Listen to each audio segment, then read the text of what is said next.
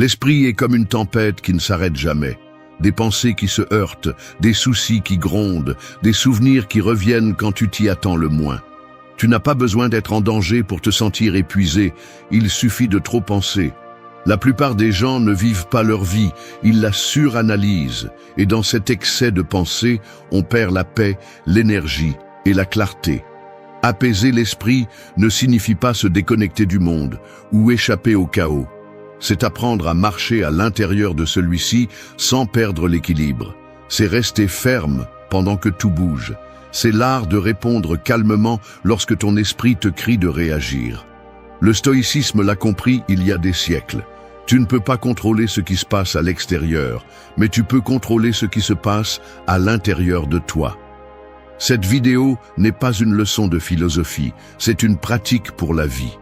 Ici, il ne s'agit pas de répéter des phrases motivantes ou de feindre la sérénité, mais d'apprendre à maîtriser ton espace intérieur lorsque le bruit du monde essaie de le briser. Tout au long de ce parcours, tu comprendras que la tranquillité ne se cherche pas, elle s'entraîne. Il ne s'agit pas d'avoir moins de problèmes, mais de penser moins à eux. Le monde ne s'arrêtera pas pour que tu te sentes mieux. La circulation continuera, les nouvelles continueront, les exigences continueront. Mais en toi peut exister un endroit qui ne tremble devant rien. Cet endroit est l'esprit calme, le reflet le plus pur de celui qui a appris à ne pas se laisser vaincre par ce qu'il ne peut pas contrôler. Et aujourd'hui, tu vas découvrir comment y arriver pas à pas, jusqu'à faire de la tranquillité ta forme de pouvoir, la plus silencieuse. 1. Arrête-toi avant de trop penser. Ton esprit est comme une pièce avec de nombreuses portes ouvertes. Chaque pensée qui entre laisse une trace, une voix, une ombre. Si tu ne les fermes pas à temps, toutes ces voix commencent à parler en même temps. C'est ainsi que se forme le chaos mental, ce bruit constant qui t'empêche d'être présent. Penser trop ne te protège pas, ça t'épuise. Ça te convainc que tu fais quelque chose d'utile, alors qu'en réalité, tu tournes en rond dans le même labyrinthe. Quand tu apprends à t'arrêter avant de laisser ton esprit s'emballer, tu commences à reprendre le contrôle. Les stoïciens l'appelaient l'espace entre le stimulus et la réponse. Cet instant invisible où tu choisis de réagir ou de rester calme. La plupart des gens ne le remarquent pas, mais ce petit espace décide de la qualité de ta vie. Si tu l'ignores, tu agis impulsivement. Si tu le maîtrises, tu agis avec sagesse. T'arrêter ne signifie pas que tu ne penses pas. Cela signifie que tu choisis de ne pas être emporté par chaque pensée qui surgit. La pensée automatique cherche toujours le drame, anticipe les tragédies, exagère les dangers. L'esprit humain a été conçu pour survivre, pas pour être en paix. C'est pourquoi tu dois le former, le domestiquer comme celui qui apprend à un cheval sauvage à obéir à la voix du cavalier. Chaque fois que tu t'arrêtes avant de trop penser, tu renforces ce muscle intérieur qui sépare ce que tu imagines de ce qui se passe réellement. Fais l'essai. Quand tu ressens de l'anxiété pour quelque chose qui ne s'est pas encore produit, dis à voix basse « Je m'arrête ». Respire et observe ce qui se passe en toi. Tu remarqueras comment l'intensité diminue, comment le corps cesse de se tendre, comment la pensée perd de sa force. Tu n'as encore rien résolu, mais tu as déjà gagné quelque chose de plus précieux, le contrôle. Les stoïciens savaient que le calme n'était pas l'absence de pensée, mais la maîtrise de celle-ci. Marc Aurèle a écrit « Ton esprit prendra la forme de ce que tu penses fréquemment ». Si tu répètes l'habitude de t'arrêter avant de réagir, ton esprit apprendra à rester dans le présent, sans courir après des fantômes. Cet acte de t'arrêter n'est pas de la passivité, c'est une stratégie. C'est la façon la plus pratique de ne pas permettre à ton esprit de t'entraîner vers ce que tu ne peux pas contrôler. Arrête-toi avant de trop penser, surtout quand quelque chose t'irrite, te déçoit ou te fait peur. La plupart des gens sombrent parce qu'ils réagissent immédiatement à ce qu'ils ressentent. Pas toi. Tu t'arrêtes, tu respires et tu choisis. Parce que toutes les pensées ne méritent pas une réaction. Et toutes les émotions n'ont pas besoin d'être exprimées. Tu apprends que la pause est un pouvoir, que le silence mental est une réponse plus forte que n'importe quel mot impulsif. Avec le temps, tu remarqueras un changement. L'esprit qui était autrefois un champ de bataille devient un jardin. Les idées cessent de se battre entre elles et commencent à s'organiser. Tu n'es plus dominé par la peur, le doute, ni le besoin d'avoir toutes les réponses. Tu comprends que tu ne contrôleras pas chaque situation, mais tu peux contrôler ce que tu décides de penser à son sujet. Et c'est là que commence la liberté. Maîtriser la pause, c'est se maîtriser soi-même. Car celui qui parvient à arrêter la pensée avant qu'elle ne le consume, parvient aussi à maîtriser sa vie. Chaque fois que tu choisis de ne pas trop penser, le bruit du monde perd de son pouvoir sur toi. Et dans ce calme, tu découvres quelque chose que la plupart des gens n'apprennent jamais, que le calme n'arrive pas quand tout est résolu, mais quand tu choisis de ne pas t'agiter pour ce que tu ne peux pas changer. 2. Écris pour libérer ton esprit. L'esprit ressemble à une pièce en désordre. Peu importe combien tu essaies de l'ignorer, ce chaos finit par peser. Chaque pensée non exprimée, chaque émotion contenue, chaque souci non résolu s'accumule comme des vêtements jetés partout. Et plus tu le repousses, plus il te coûte de respirer en toi-même. Écrire, c'est ouvrir la fenêtre, laisser entrer l'air, mettre de l'ordre là où il n'y avait auparavant que confusion. Tu n'as pas besoin d'être écrivain pour le faire. Il ne s'agit pas de créer quelque chose de beau, mais de vider ce que tu as à l'intérieur. L'écriture est une forme de soulagement, mais aussi un outil de clarté. Lorsque tu mets tes pensées sur papier, tu cesses d'être leur victime. Tu les observes de l'extérieur, tu les comprends, tu les mets à leur place. Ce qui était auparavant un tourbillon mental devient une série de mots qui n'ont plus le même pouvoir sur toi. Les stoïciens le savaient. Marc Aurèle écrivait tous les jours, non pas pour publier, mais pour éclaircir son esprit. Ses méditations étaient en réalité un journal personnel de réflexion et de maîtrise de soi. Écrire lui permettait de revoir ses pensées et de voir honnêtement ce qu'il devait changer. Tu peux faire la même chose.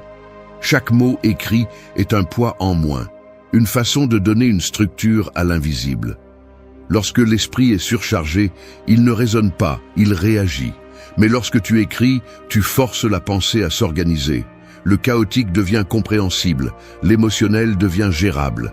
Si aujourd'hui tu te sens submergé, si tu ne peux pas te concentrer ou si tu sens que tout s'accumule, prends une feuille, un cahier ou le bloc-notes de ton téléphone et écris ce qui te passe par la tête sans censure.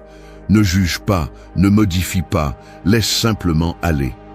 Chaque mot que tu laisses sur le papier est une façon de lâcher prise. Souvent, le stress ne vient pas de ce qui se passe, mais de l'effort pour tout retenir dans la tête. Les tâches en attente, les souvenirs, les conversations non terminées, les réponses non données. Tout cela occupe de l'espace mental. Lorsque tu l'écris, tu le transfères, et l'esprit respire. C'est comme sortir des boîtes d'une pièce pour pouvoir y marcher à nouveau. Écrire t'apprend aussi quelque chose d'essentiel. Tes pensées ne sont pas des vérités, ce sont des perceptions. Lorsque tu les lis de l'extérieur, tu peux distinguer lesquelles sont réelles et lesquelles ne sont que des distorsions créées par la peur ou l'habitude. Et c'est là que le calme apparaît. Non pas parce que tout est résolu, mais parce que tu cesses de te sentir dominé par ce que tu penses. Fais-le chaque jour, même si ce n'est que quelques minutes. Écris ce qui te dérange, ce dont tu as peur, ce que tu apprécies, ou simplement comment tu te sens. Parfois, tu découvriras des modèles, les mêmes soucis, les mêmes émotions répétées. C'est une information précieuse. Elle te montre dans quoi tu es coincé et te donne l'opportunité de briser le cycle. L'écriture ne libère pas seulement, elle révèle aussi. Quand tu sens que ton esprit ne se tait pas, ne cherche pas à te distraire, cherche à le vider. Un stoïcien ne fuit pas ce qu'il ressent, il l'affronte avec clarté. Et écrire, c'est cela. Regarder le chaos en face et le transformer en compréhension. Parce que lorsque ce que tu penses devient des mots, cela cesse d'être un monstre et devient une histoire que tu peux comprendre, accepter et, si nécessaire, clore. Alors, écris pour libérer ton esprit. N'attends pas d'avoir du temps, fais-le pour en avoir. Ne le fais pas pour l'art, Fais-le pour la paix. Chaque mot que tu lâches sur le papier te rend un peu de contrôle sur toi-même. Et avec le temps, tu découvriras que le calme n'était pas dans l'arrêt de la pensée, mais dans l'apprentissage de l'organisation de tes pensées. 3. Tout ne se résout pas aujourd'hui. Nous vivons comme si chaque problème devait être résolu avant de dormir, comme si le monde allait s'effondrer si nous ne trouvons pas une réponse immédiate. Mais la vie ne fonctionne pas ainsi. L'esprit ne guérit pas sous la pression, ni les jours ne se réparent avec l'anxiété. Imagine que tu plantes un arbre. Peu importe combien tu tires sur ses branches, il ne poussera pas plus vite. Il y a des processus qui ne fleurissent que lorsque tu les laisses en paix. Il en va de même pour le calme. Il ne s'impose pas, il se permet. L'impatience mentale est une forme moderne de torture. Nous voulons des résultats sans pause, de la clarté sans réflexion, des solutions sans temps. Nous croyons que penser plus vite signifie avancer, mais tout ce que nous réussissons à faire est de nous embrouiller davantage. Le stoïcisme enseigne le contraire. Il y a des choses qui ne se mettent en place que lorsque tu arrêtes de les forcer. Sénèque disait que l'esprit a besoin de repos, tout comme le corps, car un esprit fatigué ne peut pas raisonner, il ne fait que réagir. Et cela explique pourquoi tu finis souvent plus confus après avoir tant réfléchi. Tout ne se résout pas aujourd'hui parce que tout ne dépend pas de toi. Il y a des batailles qui ont besoin de mûrir, des émotions qui doivent se stabiliser et des décisions qui ne peuvent être prises que lorsque le brouillard se dissipe. Le calme n'arrive pas quand tout est résolu, il arrive quand tu acceptes que tout ne le sera pas. C'est le véritable contrôle. Arrêtez d'exiger du présent ce que seul le temps peut donner. Lorsque tu te sens pressé de résoudre quelque chose immédiatement, observe si tu as vraiment le pouvoir de le faire. Si la réponse dépend de toi, agis avec sérénité. Sinon, laisse-le pour aujourd'hui. Reporter n'est pas abandonner, c'est comprendre que ton énergie a une limite et que te fatiguer mentalement n'avance à rien. Les stoïciens appelaient cela « vivre dans le moment présent ». Épictète enseignait que se soucier de ce que nous ne contrôlons pas est une façon de gaspiller la vie. Et il avait raison. Penser excessivement à ce que tu ne peux pas changer est comme ramer sur la terre ferme. Tu t'épuises sans bouger. Apprendre à t'arrêter ne signifie pas que tu ignores tes problèmes. Cela signifie que tu comprends quand agir et quand attendre. Dans cette attente, l'âme se réorganise. L'esprit cesse de tourner et quelque chose que tu avais oublié apparaît. La perspective. Tu ne peux pas voir clairement quand tu es au milieu du tourbillon. C'est pourquoi les sages attendaient que l'eau de la rivière se calme avant de la traverser. La patience n'est pas passivité, c'est stratégie. Lorsque tu comprends cela, quelque chose change en toi. Tu arrêtes de te sentir coupable de ne pas tout contrôler. Tu commences à comprendre que la clarté n'est pas obtenue par la pression, mais par le repos. Et tu découvres qu'en arrêtant de forcer les choses, elles se mettent souvent en place d'elles-mêmes. Non pas parce que le monde change, mais parce que tu ne te bats plus avec lui. Pratique cela chaque jour. S'il y a quelque chose que tu ne peux pas résoudre aujourd'hui, dis « Cela n'a pas besoin de réponse maintenant ». Permets-toi de te reposer. L'esprit qui se repose revient plus fort. Ce qui hier semblait un chaos, demain peut avoir un sens, parce que tout ne se résout pas aujourd'hui, mais tout s'entend lorsque tu apprends à attendre sans désespérer.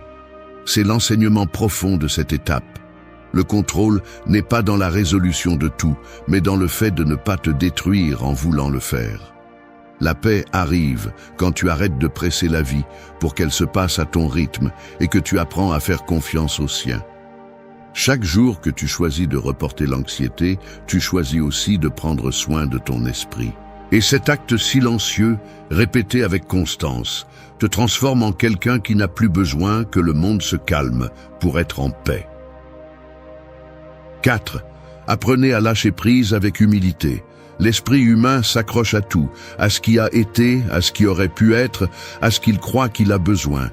Nous sommes comme quelqu'un qui essaie de traverser une rivière en portant des pierres, croyant que les lâcher serait perdre quelque chose de précieux, alors qu'en réalité, c'est ce qui nous empêche d'avancer. Lâcher prise n'est pas abandonner. c'est se libérer du poids qui ne correspond plus au moment présent. Et celui qui apprend à le faire avec humilité découvre que la véritable force n'est pas dans la résistance à tout, mais dans le fait de savoir laisser aller à temps. Nous vivons dans une culture qui glorifie le contrôle. Nous voulons que les gens agissent comme nous l'espérons, que les plans se déroulent comme nous l'imaginons, et que la vie suive le scénario que nous avons écrit dans notre tête. Mais la réalité est différente. La vie ne s'adapte pas à nos désirs, et plus nous essayons de la forcer, plus nous souffrons. Le stoïcisme l'a compris il y a des siècles. La source de la souffrance n'est pas dans ce qui se passe, mais dans la façon dont nous nous accrochons à ce que nous n'acceptons pas. Lâcher prise avec humilité signifie regarder ce qui fait mal sans lutter contre. Accepter que certaines choses ne se passeront pas comme vous l'espériez, qu'il y a des gens qui ne reviendront pas et qu'il y a des portes qui se ferment parce qu'elles ont déjà rempli leur fonction. Il ne s'agit pas de résignation, mais de maturité. La différence est dans l'attitude. Celui qui se résigne souffre en silence. Celui qui lâche en paix comprend que perdre quelque chose n'est pas toujours une punition. Parfois, c'est une redirection. Les stoïciens pratiquaient ce détachement avec naturel. Épictète disait que nous ne devrions pas souhaiter que les choses se passent comme nous le voulons, mais les vouloir telles qu'elles se produisent. C'est l'essence du contrôle interne. Quand vous arrêtez de résister, le poids s'allège, l'esprit s'éclaircit et l'énergie se libère pour se concentrer sur ce que vous pouvez transformer. Lâcher prise avec humilité n'est pas de l'indifférence, c'est de l'intelligence émotionnelle. C'est regarder ce que vous ne pouvez pas changer et décider de ne pas laisser cela vous voler votre paix. Pensez à ceci. Chaque pensée que vous répétez sur ce que vous ne pouvez pas contrôler est une corde que vous renforcez. Si vous lâchez, vous ne tombez pas, vous vous libérez. Mais pour lâcher, il faut de l'humilité, car l'ego veut toujours avoir raison. Il cherche toujours à expliquer, à justifier ou à blâmer. L'âme tranquille, en revanche, accepte simplement et continue. Et cela, bien que cela puisse paraître simple, est l'une des formes les plus pures de force intérieure. Pratiquez cette habitude quand quelque chose ne se passe pas comme vous l'espériez. Si une conversation ne se termine pas bien, si une journée se complique ou si un objectif est retardé, ne vous punissez pas mentalement en répétant « pourquoi cela n'a pas marché ?» Dites avec sérénité « c'est aussi bien comme ça ». En le faisant, vous coupez le cycle de la pensée obsessionnelle. Cette phrase, bien que brève, contient une sagesse profonde. Acceptez le présent tel qu'il est, sans le résister, ni le dramatiser. Lâcher prise ne signifie pas oublier. Cela signifie arrêter de vivre à partir de la blessure. C'est comprendre que ce que vous avez perdu vous a formé, que ce qui est parti a laissé une leçon, et que s'accrocher ne fait que prolonger la douleur. Quand vous lâchez prise, le cœur respire et l'esprit se calme, et dans ce silence intérieur commence le véritable calme. Apprendre à lâcher prise avec humilité, c'est apprendre à vivre avec dignité. Parce que tout ce qui est perdu n'est pas une défaite. Parfois, c'est le début de quelque chose de plus stable, de plus réel, de plus aligné avec vous. Celui qui lâche prise n'est pas faible, il est sage. Parce qu'il comprend que la vie ne consiste pas à gagner toujours, mais à maintenir la paix même lorsque les choses ne se passent pas comme vous l'espériez. Et dans cet équilibre silencieux se trouve la liberté qu'aucun contrôle ne pourrait vous donner. 5. Respire avant de répondre. L'air est la seule chose qui est toujours avec toi, mais tu l'utilises rarement en pleine conscience. Nous vivons en respirant sans vraiment respirer, laissant le corps le faire automatiquement pendant que l'esprit court sans arrêt. Cependant, chaque respiration est une opportunité de reprendre le contrôle. Pense au feu. Il ne s'éteint pas en le frappant, il s'éteint en lui enlevant l'oxygène. C'est ainsi que s'éteignent les impulsions, les colères et les réactions qui détruisent la tranquillité. Lorsque tu apprends à respirer avant de répondre, tu éteins l'étincelle avant qu'elle ne se transforme en incendie. Dans les moments de tension, L'esprit réagit plus vite que la raison. La colère, la frustration ou la peur prennent le contrôle. Et ce qui sort de la bouche n'est souvent pas ce que tu veux dire, mais ce que ton impulsion décide pour toi. C'est la différence entre un esprit agité et un esprit entraîné. Le stoïcien ne répond pas depuis l'émotion, il répond depuis la clarté. Sénèque disait que la colère est une folie passagère et la meilleure façon de l'éviter est de retarder son arrivée. Cette pause que tu te donnes avant de parler n'est pas une faiblesse, c'est du pouvoir. Respirer avec intention t'ancre au présent. Cela te rappelle que tu n'as pas à réagir à tout, que la plupart des conflits s'aggravent parce que quelqu'un n'a pas su attendre 3 secondes avant de répondre. Ces 3 secondes peuvent être la frontière entre le chaos et la paix. Lorsque tu respires profondément, tu donnes à ton esprit le temps de revenir au centre. Le cœur se calme, la tension diminue et la pensée s'éclaircit. Ce qui semblait urgent cesse de l'être, et l'émotion qui semblait si forte perd de sa force. Il ne s'agit pas seulement de techniques de relaxation, il s'agit de sagesse pratique. Chaque respiration consciente est un rappel que tu contrôles la direction, même si tu ne contrôles pas la tempête. Lorsque quelqu'un te provoque, lorsque quelque chose ne se passe pas comme tu l'espérais, lorsque tu sens que tu es sur le point d'exploser, arrête-toi. Inspire lentement, expire encore plus lentement et observe comment ta perception change. Cette pause est ton bouclier. Celui qui sait respirer avant de répondre n'agit jamais depuis la faiblesse. Imagine une discussion où, au lieu de crier, tu choisis de respirer. L'autre peut continuer à être perturbé, mais toi, tu gardes ton calme. Cela désarme toute tentative de manipulation ou de conflit. Le silence après une respiration profonde vaut plus que 1000 mots dits avec colère. Contrôler ta respiration, c'est contrôler ton destin à cet instant, car celui qui maîtrise son souffle maîtrise aussi son esprit.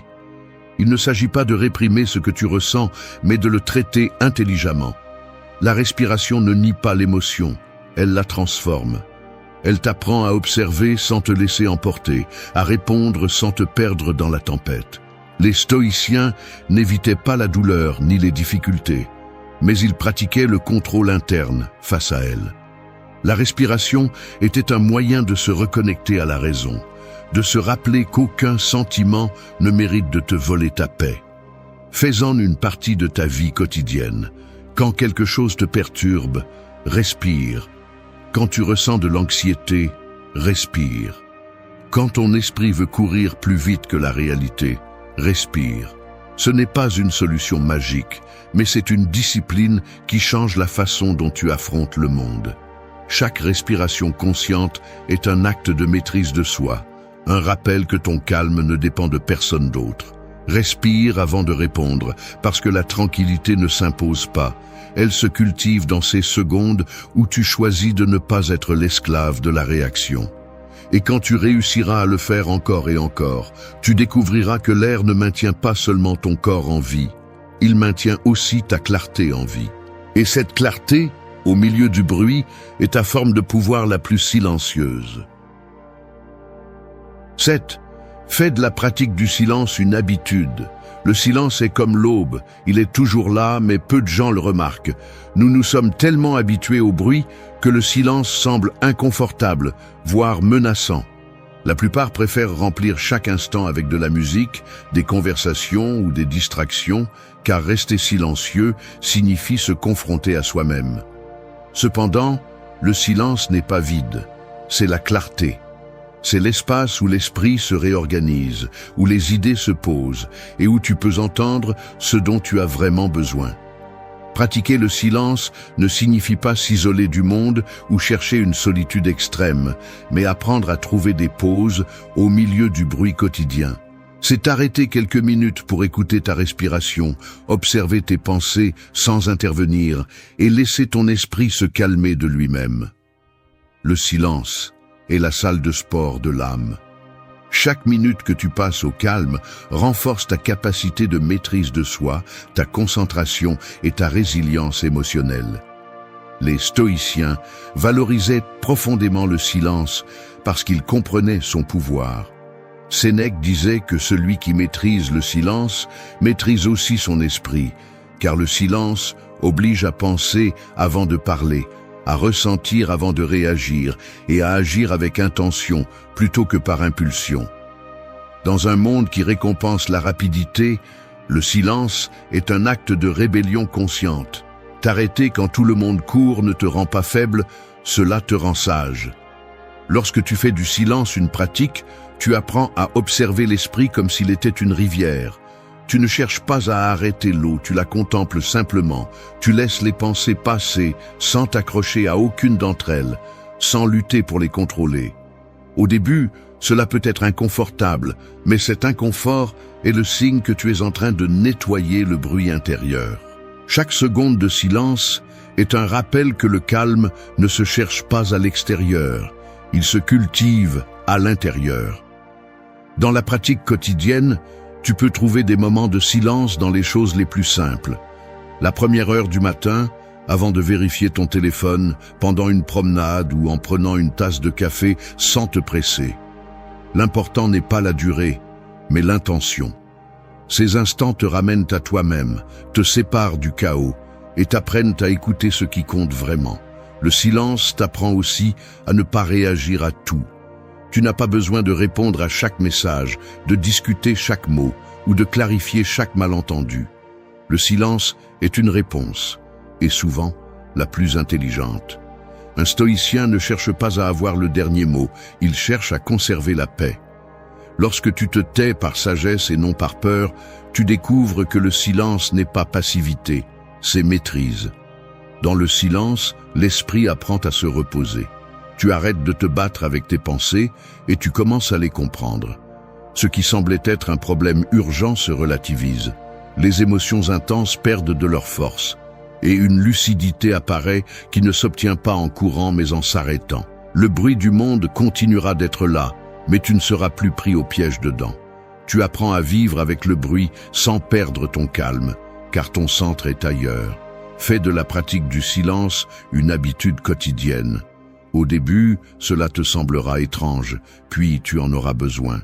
Tu remarqueras que ton esprit devient plus clair, tes émotions plus stables et tes mots plus précis. Le silence n'est pas l'absence de son, c'est la présence de conscience. Et quand tu apprends à l'habiter, tu n'as plus besoin de fuir le bruit, car tu sais qu'en toi existe un endroit que personne ne peut perturber. Cet endroit s'appelle le calme, et une fois que tu l'as trouvé, tu ne veux plus vivre en dehors de lui. 8. Célèbre chaque instant de calme. L'esprit a tendance à mesurer la vie en réalisation, en objectifs atteints ou en victoires visibles. Mais la véritable plénitude ne réside pas dans les grands triomphes, mais dans les petits moments où tout s'arrête et vous ressentez la paix. Le calme est comme un coucher de soleil. Il apparaît un instant et, si vous ne le regardez pas, il s'en va. Apprendre à le célébrer, c'est apprendre à vivre. Vous n'avez pas besoin que le monde soit en ordre pour ressentir de la gratitude. Vous avez juste besoin de reconnaître quand il n'y a pas de bruit en vous. C'est le véritable succès, celui dont personne ne se vante, mais que tout le monde désire. Nous vivons en cherchant quelque chose qui nous fait nous sentir bien, en courant d'objectif en objectif, en comblant les vides avec des promesses futures. Mais quand vous parvenez à une minute de calme, quand votre esprit cesse de se battre avec tout, cet instant vaut plus que n'importe quelle conquête. Marc Aurèle l'a parfaitement compris. Le bonheur de votre vie dépend de la qualité de vos pensées. Si vos pensées se calment, même pour un moment, vous êtes déjà en train de gagner. Célébrer le calme est une façon d'entraîner votre esprit à reconnaître la paix comme quelque chose de quotidien, pas comme un luxe. Chaque jour, il y a des moments comme celui-ci, mais ils passent inaperçus parce que nous sommes programmés pour chercher le problème suivant, la tâche suivante, la distraction suivante. L'esprit accro au mouvement ne sait pas se reposer. C'est pourquoi, lorsque vous remarquez que tout se calme, même pour quelques secondes, ne le prenez pas à la légère. Respirez, souriez et remerciez-le. Célébrer le calme signifie aussi arrêter d'idéaliser la perfection. Vous n'avez pas besoin que tout soit résolu pour être en paix. Parfois, le calme arrive au milieu du désordre, au milieu du bruit ou juste après une tempête. La sagesse est de le reconnaître et de l'honorer, pas d'attendre qu'il dure pour toujours. Parce que le calme n'est pas un état permanent. C'est une pratique qui apparaît chaque fois que vous choisissez de ne pas perdre le contrôle. Les stoïciens le savaient bien. Sénèque disait que la vie ne se mesure pas en temps, mais en qualité d'attention. Lorsque vous célébrez le calme, vous donnez de la valeur au présent, entraînant votre esprit à ne pas dépendre de l'avenir pour se sentir bien. Il ne s'agit pas de nier les problèmes, mais de reconnaître que, même au milieu d'eux, il y a de la place pour la sérénité. Cette reconnaissance change la façon dont vous percevez tout le reste. Faites-en une partie de votre routine. À la fin de la journée, pensez à un moment où vous avez ressenti de la tranquillité, aussi minime soit-elle. Cela peut être pendant que vous preniez un café, pendant que vous marchiez en silence, ou lorsque vous avez choisi de ne pas répondre avec colère. Remerciez ces instants comme s'ils étaient des victoires, parce qu'ils le sont. Chaque fois que vous célébrez le calme, vous renforcez l'habitude de le chercher. Célébrer le calme n'est pas se résigner, c'est comprendre que l'esprit a besoin de gratitude pour rester en équilibre. La personne qui ne célèbre que les grandes réalisations vit épuisée, parce que la vie n'offre pas toujours des moments spectaculaires. Mais celui qui célèbre les moments de paix construit une force intérieure, parce qu'il apprend à trouver de la joie dans la simplicité et de la constance dans l'invisible. Lorsque vous commencerez à valoriser ces moments, votre perception du monde changera. Vous ne dépendrez plus du bruit, ni de la reconnaissance, ni du résultat. Il vous suffira de vous sentir en paix avec vous-même. Et c'est le point final du chemin stoïcien. Comprendre que le calme n'est pas atteint à la fin du voyage, mais à chaque pause du trajet. Chaque instant de sérénité est une célébration de ce que vous êtes, pas de ce que vous avez. Ton esprit peut être ton meilleur allié ou ton pire ennemi. Tout dépend de qui a le contrôle. Chaque pensée que tu répètes, chaque émotion que tu nourris et chaque mot que tu te dis à toi-même programme ta réalité. Et même si tu ne le remarques pas, la vie que tu vis aujourd'hui est le reflet exact de ce qui se passe dans ta tête. Le problème est que beaucoup veulent changer leur vie sans changer leur esprit. Ils attendent de nouveaux résultats en pensant de la même manière. Ils se lèvent avec le même dialogue intérieur, avec les mêmes excuses, avec la même voix qui leur dit « je ne peux pas ». Et ainsi passent les années, rêvant d'un changement qui n'arrive jamais parce qu'ils restent esclaves d'un système mental qu'ils ne remettent pas en question. Reprogrammer l'esprit n'est pas de la magie, c'est de la discipline. C'est avoir le courage d'observer tes pensées sans te justifier. C'est arrêter de réagir par impulsion et commencer à répondre avec conscience. Le stoïcisme enseigne précisément cela, que le pouvoir n'est pas dans le contrôle du monde, mais dans la maîtrise de l'esprit qui l'interprète. Que la véritable liberté ne dépend pas de ce qui se passe à l'extérieur, mais de la façon dont tu choisis de le percevoir. Si ton esprit est en chaos, ta vie le sera aussi. Mais lorsque tu entraînes ta pensée, tes émotions et tes habitudes, tout commence à s'aligner. Non pas parce que le monde change, mais parce que tu changes la façon de l'affronter. Ce n'est pas un message pour celui qui cherche une motivation passagère, mais pour celui qui est prêt à prendre les commandes. Car lorsque tu contrôles ton esprit, tu contrôles ton destin. Et celui qui maîtrise son esprit cesse d'être une victime des circonstances pour devenir l'architecte de sa réalité. Prépare-toi, car les prochaines leçons ne te diront pas ce que tu veux entendre, mais ce que tu as besoin de comprendre. Le changement que tu cherches n'est pas dans le futur. Il est dans ton esprit, et il commence maintenant. 1. Contrôle tes pensées, elles créent ta réalité. Ton esprit est comme une rivière. Si tu ne diriges pas son cours, l'eau déborde et emporte tout. C'est ainsi que fonctionnent les pensées. Si tu ne les contrôles pas, elles t'entraînent sans pitié. La plupart des gens vivent en laissant leur esprit courir sans but, sautant d'un souvenir à une inquiétude, d'un doute à une comparaison. Et puis ils se demandent pourquoi ils ont l'impression que leur vie est un chaos. Mais le chaos ne vient pas du monde extérieur, il vient du désordre interne.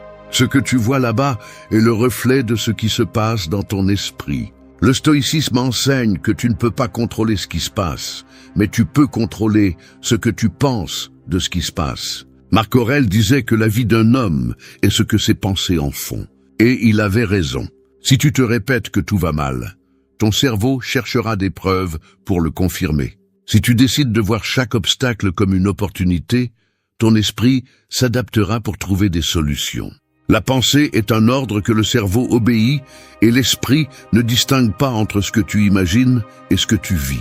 C'est pourquoi il est si important de prendre soin de ce que tu penses. Contrôler tes pensées ne signifie pas les réprimer, mais les diriger. C'est les observer sans te laisser entraîner. Quand ton esprit te dit « je ne peux pas », remets-le en question.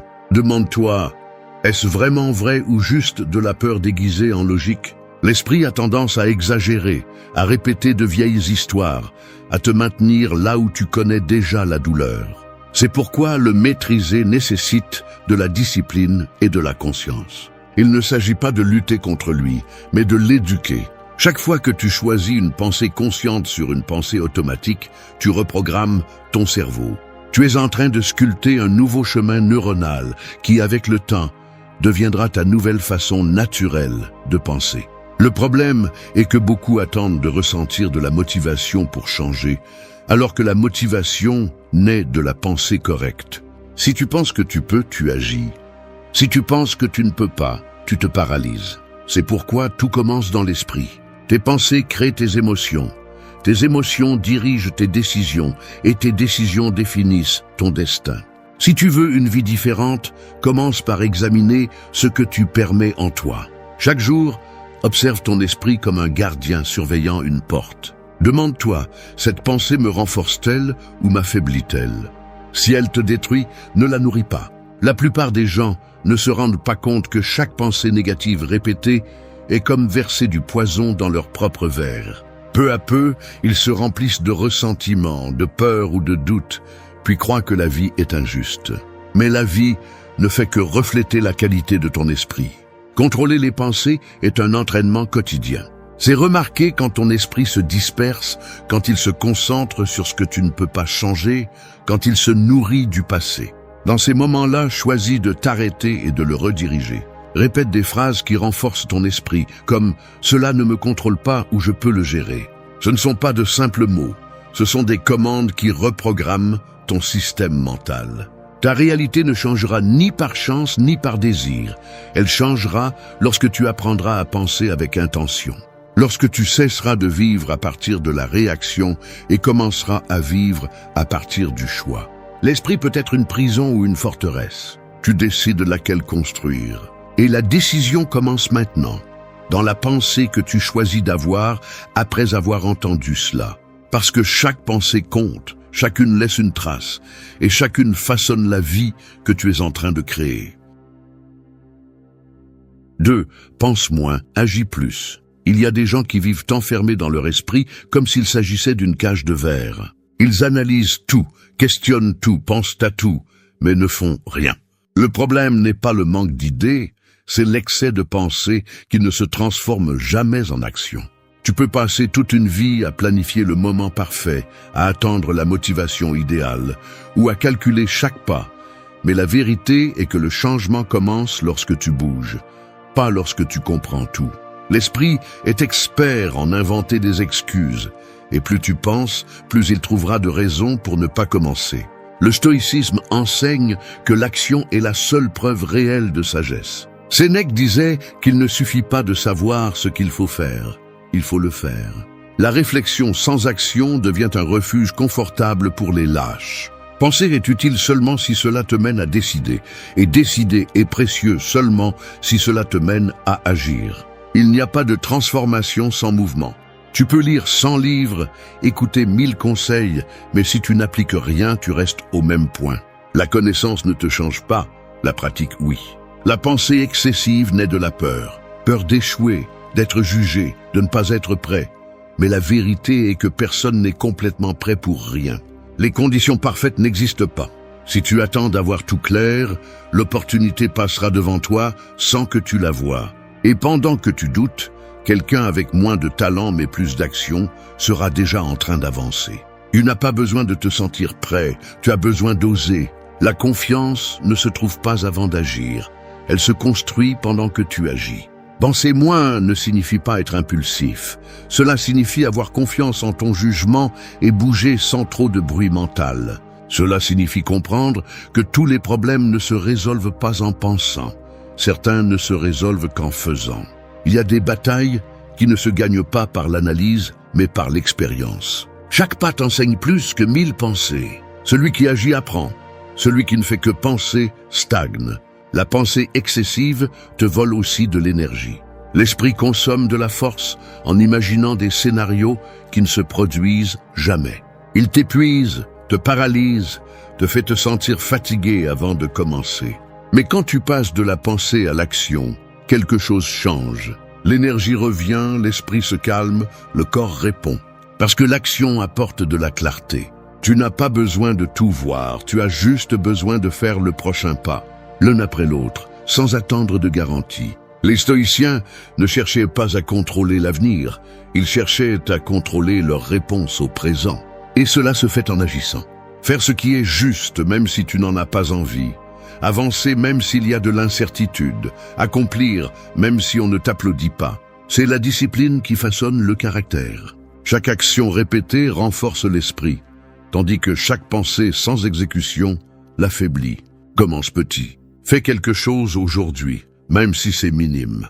Change une habitude, accomplis une tâche, tiens une promesse. Parce que lorsque tu tiens ce que tu dis, ton esprit apprend à te faire confiance. Et quand ton esprit te fait confiance, il cesse de te saboter. Ne pense pas trop à comment le faire parfaitement, fais le présent. N'attends pas l'inspiration, crée le mouvement. Penser moins et agir plus, c'est te libérer de la prison mentale qui retarde ta vie. C'est comprendre que le chemin se construit en marchant, pas en imaginant. Que le doute se dissout avec l'expérience et que l'action même imparfaite vaut toujours plus que l'intention. Pendant que beaucoup continuent de rêver du moment idéal, tu peux faire de ce moment le bon. Parce que la pensée sans action est du bruit, mais l'action consciente est du pouvoir. 3. Prends soin de ce que tu consommes. Façonne ton esprit. Ton esprit est comme un miroir. Il reflète tout ce qu'il observe. Ce que tu vois, entends et répètes devient le matériau avec lequel tu construis ton monde intérieur. C'est pourquoi ce que tu consommes n'est pas seulement ce que tu manges, mais aussi ce que tu lis, ce que tu regardes, ce que tu écoutes, et les personnes avec lesquelles tu partages de l'énergie. Sans t'en rendre compte, chaque fragment d'information, chaque conversation, chaque image laisse une empreinte sur toi. Et ces empreintes s'accumulent jusqu'à former ta façon de penser, ton humeur quotidienne, tes réactions et ta vision de la vie. Beaucoup veulent avoir la paix de l'esprit tout en se nourrissant de bruit. Ils passent des heures devant des écrans remplis de drames, de critiques, de comparaisons et de trivialités, puis se demandent pourquoi ils se sentent vides ou irritables. L'esprit est un jardin sensible. Si tu le remplis de déchets, n'attends pas de fleurs. Le stoïcisme enseignait l'importance de protéger l'âme de ce qui pollue la pensée. Épictète disait que ce ne sont pas les choses qui nous perturbent, mais l'opinion que nous avons d'elles. Aujourd'hui, nous pourrions dire, ce n'est pas le monde numérique qui te fait du mal, c'est ce que tu décides de laisser entrer dans ton esprit. Tout ce que tu consommes devient nourriture ou poison. Lorsque tu choisis d'écouter des messages qui te renforcent, de lire des livres qui te mettent au défi ou de t'entourer de personnes qui t'inspirent, tu nourris ton esprit avec une énergie constructive. Mais lorsque tu consommes des plaintes, des nouvelles négatives ou des comparaisons constantes, tu affaiblis ton système mental. Ton esprit traite tout ce qui entre, même ce que tu penses ignorer. Cette musique, ces commentaires, ces pensées étrangères que tu répètes, tous deviennent une partie de ta programmation interne. L'esprit ne distingue pas entre la réalité et la répétition. Si tu répètes une idée suffisamment, elle finit par y croire. Si tu t'entoures de plaintes, ton esprit adoptera le langage du découragement. Si tu t'entoures de gratitude et d'efforts, ton esprit adoptera cette vibration. C'est pourquoi prendre soin de ce que tu consommes n'est pas un acte superficiel, c'est une pratique spirituelle. c'est prendre la responsabilité de l'environnement mental dans lequel tu vis tous les jours. Le problème est qu'aujourd'hui, tout est en concurrence pour ton attention. Les réseaux, les médias, l'opinion des autres, la distraction est devenue normale. Mais normal ne signifie pas sain. Si tu n'es pas conscient de ce que tu laisses entrer, d'autres décideront de ce que tu penseras demain. C'est pourquoi les stoïciens parlaient de contrôle interne, de filtrage avec sagesse. Tu ne peux pas t'isoler du monde, mais tu peux choisir ce qui t'influence. Chaque choix est une graine. Commence à nettoyer ton régime mental avec la même sérieux que tu prendrais soin de ton corps. Limite le bruit, réduis le contenu qui ne fait que te faire sentir insuffisant ou en constante comparaison. Change le temps que tu passes en distraction par du temps de lecture, de réflexion ou de silence. Observe ce qui te laisse calme et ce qui te vole de l'énergie. La différence est claire. Ce qui t'élève te donne du pouvoir. Ce qui te vide te retire la direction. Prendre soin de ce que tu consommes, c'est aussi prendre soin de ton focus. Parce que ton esprit se façonne avec ce que tu répètes chaque jour. Si tu consommes de la tranquillité, des pensées claires et des actions conscientes, tu deviendras une personne plus centrée. Si tu consommes du chaos, tu deviendras une extension de celui-ci. Personne ne peut avoir un esprit fort en le nourrissant de faiblesse. La force se construit en sélectionnant ce qui entre et ce qui ne rentre pas. Souviens-toi de ceci. Ton esprit mange toujours quelque chose. Que ce ne soit pas n'importe quoi. Parce que ce que tu consommes aujourd'hui déterminera la clarté, la discipline et la paix que tu auras demain. Et lorsque tu apprends à nourrir ton esprit avec ce qui te renforce, tu cesses d'être le produit de ton environnement pour en devenir le créateur. 4. Reprogramme ton esprit avec discipline. L'esprit est comme un muscle. Si tu ne l'entraînes pas, il s'affaiblit. Si tu l'exerces avec constance, il se renforce et t'obéit. Mais la plupart des gens laissent leur esprit les entraîner, sans se rendre compte que chaque pensée répétée crée une routine mentale. Ce que tu penses fréquemment devient automatique, et l'automatique finit par diriger ta vie. C'est pourquoi, si tu ne reprogrammes pas ton esprit, il continuera à répéter le même scénario avec les mêmes peurs, les mêmes habitudes et les mêmes résultats. Reprogrammer l'esprit n'est pas un acte mystique ni un secret caché. C'est un processus de répétition, de concentration et de discipline. Tout comme le corps change avec l'exercice constant, l'esprit change avec la pratique mentale quotidienne. Chaque fois que tu choisis une réponse consciente au lieu d'une réaction impulsive, tu réécris tes schémas. Chaque fois que tu choisis de penser avec calme et non avec peur, tu apprends à ton cerveau une nouvelle façon de vivre. Mais cela ne se fait pas en un jour. La discipline est le prix du changement. Les stoïciens l'ont mieux compris que quiconque. Ils savaient que l'esprit, sans entraînement, devient l'esclave de l'environnement. C'est pourquoi ils pratiquaient le contrôle interne, la répétition de pensées rationnelles, la réflexion constante et l'observation quotidienne. Marc Aurèle écrivait pour se rappeler ses propres leçons, car il savait que l'esprit oublie vite. Épictète disait que le progrès ne dépend pas de ce que tu entends, mais de ce que tu pratiques. Et cela reste vrai. Il ne suffit pas de comprendre les principes, il faut les appliquer chaque jour, jusqu'à ce qu'ils deviennent une partie de toi. La discipline mentale consiste en 3 actes: observer, remplacer et répéter. D'abord, observe ce que tu penses. Sois conscient des schémas qui se répètent, des phrases automatiques qui surgissent lorsque quelque chose ne va pas. Ensuite, remplace-les par des pensées qui te renforcent. Il ne s'agit pas de répéter des phrases vides, mais de choisir des mots qui te donnent une direction. Enfin, répète. L'esprit apprend par répétition, non par inspiration. Chaque fois que tu choisis une nouvelle pensée, tu renforces un chemin mental différent. Et avec le temps, ce nouveau chemin devient le plus fort. Mais l'esprit est paresseux.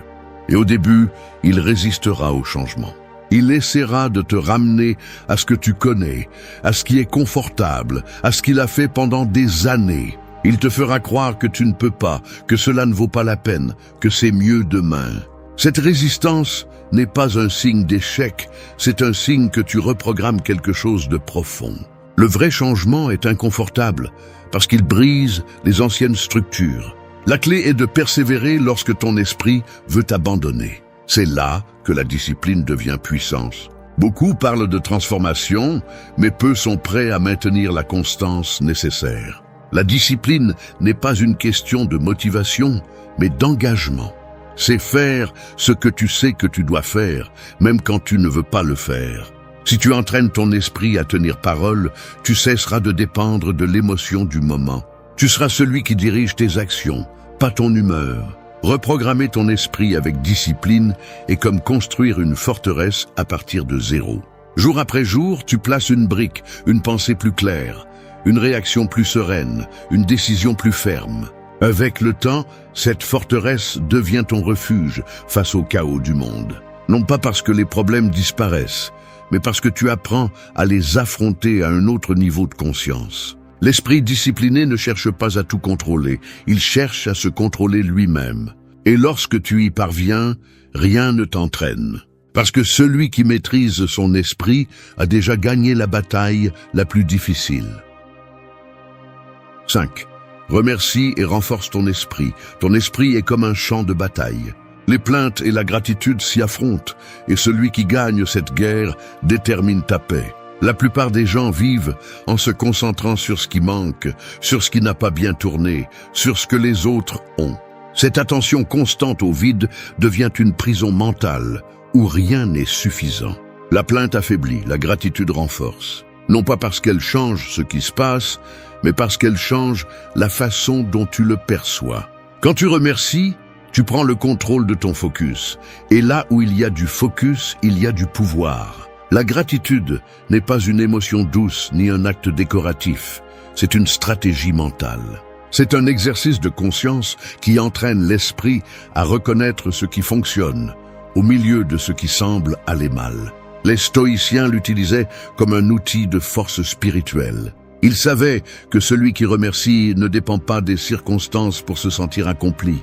Marc Aurèle écrivait que même les difficultés sont des cadeaux déguisés, car chacune offre une opportunité de croissance. C'est l'état d'esprit du guerrier, remercier non seulement ce qui est facile, mais aussi ce qui fait mal, car il sait que tout ce qui arrive sert à forger son caractère. Remercier ne signifie pas se contenter, cela signifie reconnaître que ce que tu as maintenant est la base pour avancer. L'esprit qui remercie se renforce, car il cesse de lutter contre la réalité. Il accepte le présent tel qu'il est et agit avec clarté à partir de là. Il n'y a rien de plus puissant qu'un esprit qui peut regarder une journée difficile et encore trouver des raisons de remercier. Cette attitude transforme l'énergie interne, réduit l'anxiété et redonne le contrôle. Parce que pendant que tu te plains, ton attention est sur ce que tu ne peux pas changer. Quand tu remercies, tu la déplaces vers ce que tu peux améliorer. Chaque matin, avant que le bruit de la journée ne commence, arrête-toi un instant et remercie. Pas de manière automatique, mais consciente. Remercie d'avoir une autre opportunité d'agir, pour le corps qui te soutient, pour les gens qui t'enseignent, même pour ceux qui te défient. La gratitude transforme le présent en suffisant et l'avenir en possible. C'est une pratique qui nettoie l'esprit des plaintes et prépare l'esprit à résister au chaos. La personne qui remercie devient inébranlable parce qu'elle a appris à trouver du sens en tout. Le problème est que la société entraîne le contraire. Elle nous apprend à nous concentrer sur ce qui manque, sur ce que nous n'avons pas encore obtenu. Nous vivons dans une constante sensation de pénurie mentale. Et ainsi, l'esprit devient faible, ayant besoin de plus de stimuli pour se sentir bien. Mais quand tu choisis de remercier, tu changes la fréquence interne. Tu arrêtes d'avoir besoin de tant de choses pour être en paix et tu découvres que la force ne vient pas de ce que tu as, mais de ce que tu apprécies. Remercier est aussi une forme de résistance. C'est refuser de laisser l'environnement décider de ton état d'esprit. C'est affirmer « Je peux rester debout même au milieu de la tempête ». Cette affirmation crée une force spirituelle. Elle te rend moins réactif, plus conscient, plus centré. La gratitude transforme les défis en entraînement, la douleur en sagesse, la perte en croissance. La pratiquer quotidiennement est comme aiguiser une épée intérieure. Non pas parce que la vie cesse de te frapper, mais parce que tu apprends à recevoir chaque coup avec calme. C'est la différence entre la personne qui se brise et celle qui s'élève. La gratitude te donne des racines quand tout vacille. Elle te rappelle que malgré tout, tu es toujours là. Et tant que tu es là, tu as du pouvoir. Parce que le vrai pouvoir n'est pas d'avoir plus, c'est de savoir voir au-delà. Remercier ne change pas le monde, mais ça change l'esprit qui l'interprète. Et cet esprit est celui qui transforme ta vie. 6. Brise le pilote automatique. Nous vivons entourés de mouvements, mais peu sont vraiment éveillés. La plupart marchent les yeux ouverts et l'esprit endormi, répétant les mêmes pensées, les mêmes réactions et les mêmes erreurs comme si leur vie était un enregistrement qui se joue sans arrêt. Le pilote automatique s'active lorsque tu cesses de remettre en question ce que tu fais, lorsque ta journée devient une séquence d'habitudes inconscientes où tu ne décides plus, tu répètes seulement. Et ce mode, bien que confortable, est l'ennemi silencieux de la croissance. Le pilote automatique n'arrive pas du jour au lendemain. Il se construit petit à petit avec la routine, la précipitation, le manque de réflexion. L'esprit s'habitue au chemin connu et cesse d'explorer de nouvelles routes. Ce qui est dangereux, c'est que dans ce mode de vie, tu peux passer des années à vivre sans vraiment vivre. Tu te lèves, tu accomplis, tu produis, tu réponds, mais à l'intérieur, tu es absent. C'est une forme de survie déguisée en normalité. Et le pire, c'est que beaucoup de gens pensent que c'est la vie. Le stoïcisme enseigne le contraire. Vivre avec présence, avec attention et avec intention. Épictète disait que personne n'est libre s'il ne contrôle pas son propre esprit. Être en pilote automatique, c'est perdre la liberté, parce que tu laisses ton esprit, ton environnement ou tes émotions décider pour toi. C'est vivre en réagissant, pas en choisissant. Quand tu te plains sans t'en rendre compte, quand tu discutes sans réfléchir, quand tu répètes une habitude que tu sais déjà qu'elle te fait du mal, c'est le pilote automatique qui parle pour toi. Le briser exige de la conscience. Cela signifie s'arrêter et s'observer sans jugement. Cela signifie réaliser que tu n'as pas à continuer à agir de la même manière simplement parce que tu l'as toujours fait. Chaque pensée répétée peut être interrompue, chaque impulsion peut être observée, chaque réaction peut être choisie. L'esprit conscient ne se laisse pas entraîner, il se demande pourquoi. Il se questionne avant de répondre, il s'arrête avant de répéter. Et dans ce petit espace, entre l'impulsion et l'action, naît la liberté. Briser le pilote automatique exige également de l'inconfort. Car sortir de la routine mentale, c'est comme se réveiller d'un sommeil profond. Au début, ça fait mal. Ça fait mal de réaliser combien d'années tu as vécu en mode défense, combien de décisions tu as prises sans vraiment réfléchir, combien de fois tu as tué ce que tu ressentais ou suivi un chemin qui ne te représentait pas. Mais cette douleur est le prix de la lucidité. C'est le premier pas pour commencer à vivre avec intention.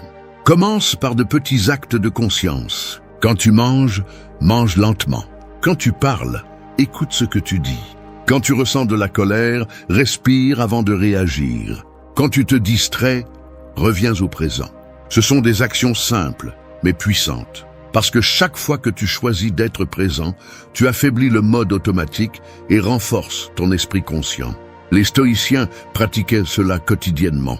Il ne s'agissait pas de tout contrôler, mais d'être attentif à eux-mêmes, de maîtriser l'attention comme un guerrier maîtrise son épée. Le pilote automatique te vole la vie en silence. Il te fait croire que tu avances alors qu'en réalité tu tournes en rond. Le briser, c'est récupérer le pouvoir de décider, le pouvoir de ressentir, le pouvoir d'agir avec clarté. La vie ne se vit pas en y pensant, elle se vit en y étant. La présence est la véritable forme de liberté. Tu n'as pas besoin de tout changer d'un coup. Tu as juste besoin de te réveiller. L'esprit entraîné observe, choisit et agit avec un but. Et quand tu y arrives, chaque jour cesse d'être une répétition pour devenir une opportunité. Briser le pilote automatique, ce n'est pas cesser de bouger, c'est commencer à bouger avec sens. Parce qu'une vie consciente n'est pas celle qui avance rapidement, mais celle qui avance éveillée. 7. Maîtrise ton dialogue interne. Chaque personne a une voix en elle qui ne se tait jamais. Elle parle quand tu te regardes dans le miroir, quand tu échoues, quand tu doutes, quand tu essaies quelque chose de nouveau. Cette voix peut être ton allié ou ton bourreau. Si tu la laisses libre, elle peut te détruire avec ses jugements, mais si tu la maîtrises, elle peut te transformer en quelqu'un d'invincible. L'esprit est un narrateur infatigable qui te raconte des histoires sur qui tu es et ce que tu mérites, et ces histoires façonnent ta réalité bien plus que tu ne l'imagines. Le dialogue interne est le langage avec lequel tu programmes ton esprit. Chaque mot que tu répètes devient un ordre que ton cerveau obéit. Si tu te dis constamment « je ne peux pas, je ne suis pas bon, j'échoue toujours », tu renforces ces idées jusqu'à ce qu'elles deviennent ta vérité. Et le pire, c'est que tu ne t'en rends même pas compte, parce que tu le fais en silence. L'ennemi le plus dangereux n'est pas celui qui te critique de l'extérieur, c'est celui qui murmure en toi que tu n'es pas assez bon. Le stoïcisme enseigne que l'esprit doit être entraîné à raisonner avant de réagir. Marc Aurèle écrivait que l'âme se teint de la couleur de ses pensées. Cela signifie que si tes pensées sont sombres, ta vie le sera aussi. Mais si ton esprit apprend à parler clairement, la lumière revient. Maîtriser le dialogue interne n'est pas nier ce que tu ressens. C'est choisir les mots justes pour diriger tes émotions au lieu d'être dirigé par elles. La première étape est d'écouter ce que tu te dis. Peu de personnes le font. Ils vivent en répétant des phrases qu'ils ont absorbées de leur environnement, de leur enfance, de personnes qui les ont sous-estimées. Si tu n'es pas conscient de ces phrases, elles deviennent des commandements internes qui guident tes décisions. Ainsi, quelqu'un qui a grandi en entendant « tu n'es pas capable » finira par saboter chaque opportunité qui se présente à lui. Non pas parce qu'il ne peut pas, mais parce que son esprit est programmé pour douter. Maîtriser le dialogue interne, c'est rééduquer cette voix. Quand la critique apparaît, réponds-lui avec raison. Quand le doute surgit, rappelle-toi les pas que tu as déjà faits. Quand la peur te parle, réponds-lui par l'action. Il ne s'agit pas de te parler avec de fausses affirmations positives, mais de te dire la vérité à partir de la force. Au lieu de « je ne peux pas », dis « je suis encore en train d'apprendre ». Au lieu de « j'ai échoué encore une fois », dis « je comprends comment faire mieux ». L'esprit répond à la répétition et à l'émotion, donc chaque phrase que tu dis avec conviction s'enregistrera comme un nouveau chemin mental. Bien te parler n'est pas de l'ego, c'est de la responsabilité. Parce que si tu ne te donnes pas de pouvoir, personne ne te le donnera. Les stoïciens comprenaient que la pensée correcte était la base de la sérénité. Si tu laisses ton esprit te parler comme un ennemi, tu n'auras jamais la paix. Si tu apprends à guider ton dialogue interne, tu pourras rester fort même au milieu du chaos. Le langage interne est de l'énergie pure. Il peut te guérir ou te détruire, te motiver ou te couler. Chaque jour, la voix en toi te construit ou t'affaiblit, et tu décides laquelle des deux versions tu nourris. Commence par observer tes pensées sans peur. Change-les quand elles te sabotent, et répète avec discipline les mots qui te maintiennent en équilibre. Maîtriser le dialogue interne est l'un des actes les plus puissants de liberté. Parce que lorsque ton esprit devient ton allié, rien d'extérieur ne peut te manipuler. La personne qui maîtrise sa voix intérieure devient invincible. Non pas parce qu'elle n'a pas peur, mais parce qu'elle a appris à ne pas croire tout ce qu'elle pense. 8. Construis la paix en toi. Le monde extérieur est un reflet de l'intérieur. Tu peux changer de lieu, de compagnie ou de travail, mais si ton esprit est toujours en guerre, la paix restera un rêve lointain. La paix ne se trouve pas à l'extérieur, elle se construit à l'intérieur, brique par brique, pensée par pensée. Ce n'est pas un état auquel tu arrives, c'est une pratique quotidienne. C'est l'art de rester calme, au milieu de la tempête, de ne pas laisser le bruit extérieur éteindre ta clarté intérieure. Imagine que ton esprit est une maison.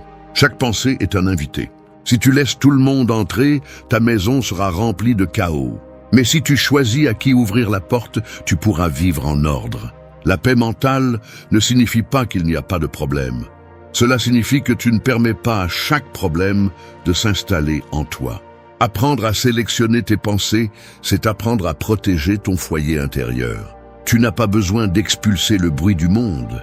Tu as juste besoin d'empêcher qu'il ne prenne possession de ton espace. Les stoïciens comprenaient cela en profondeur. Marc Aurèle gouvernait un empire plein de conflits, et pourtant, il trouvait la sérénité parce qu'il comprenait que la véritable bataille se déroulait à l'intérieur.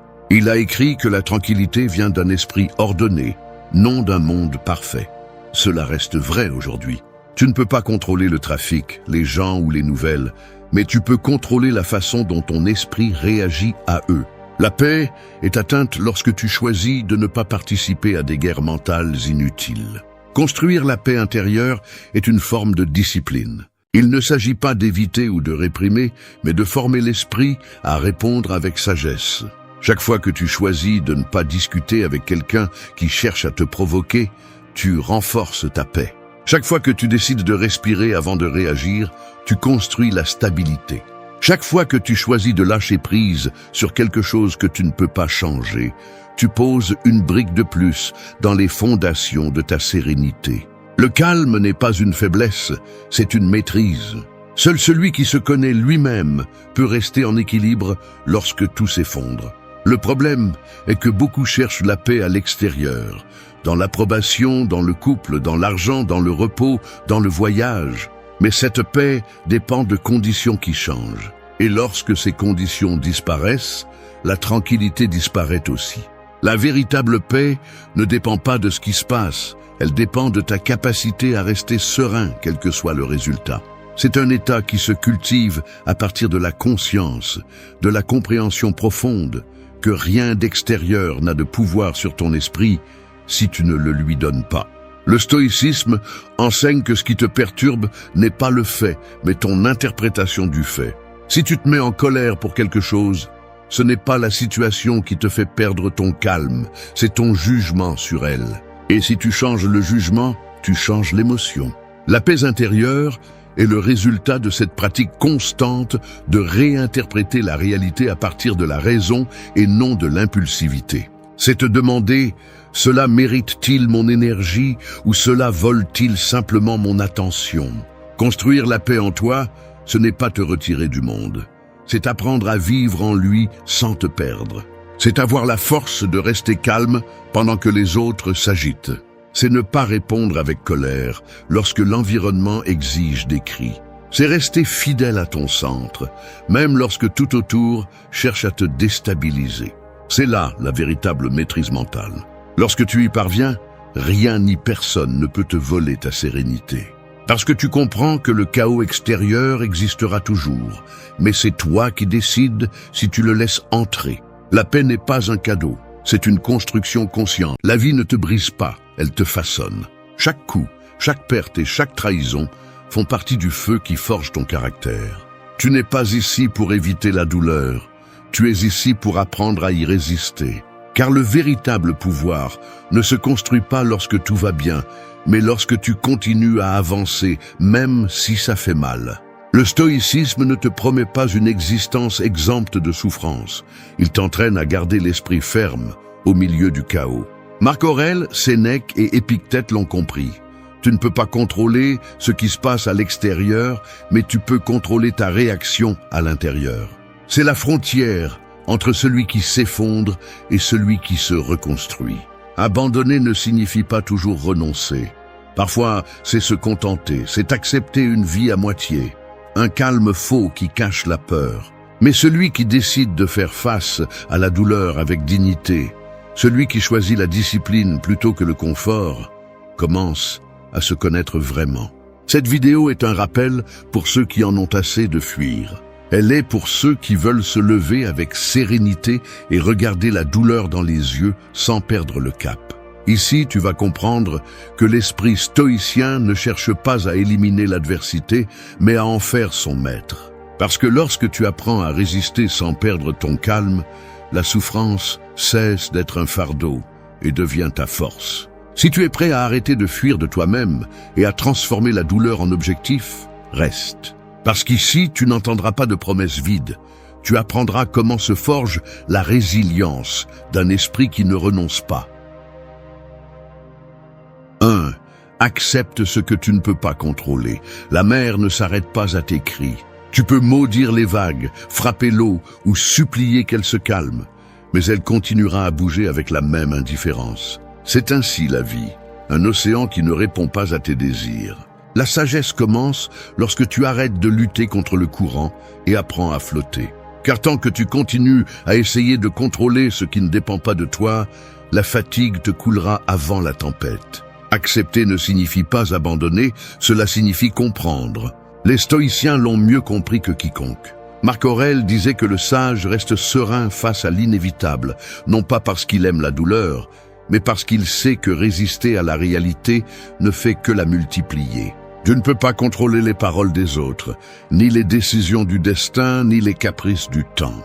Mais tu peux contrôler ton jugement, ton attitude, ta réponse. Là est ton pouvoir. Chaque jour, quelque chose échappe à tes mains. Une personne te déçoit, un plan échoue, quelque chose échappe à ton contrôle. L'impulsion naturelle est de réagir, de blâmer, de résister. Mais le stoïcien choisit de s'arrêter, d'observer et de se demander « Cela dépend-il de moi ?»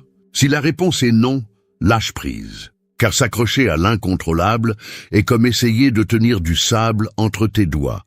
Plus tu forces, plus il s'échappe rapidement. Accepter ne te rend pas faible, cela te rend libre. Cela te libère du poids de l'impossible. Quand tu comprends qu'il y a des choses qui ne sont tout simplement pas sous ton contrôle, ton énergie change.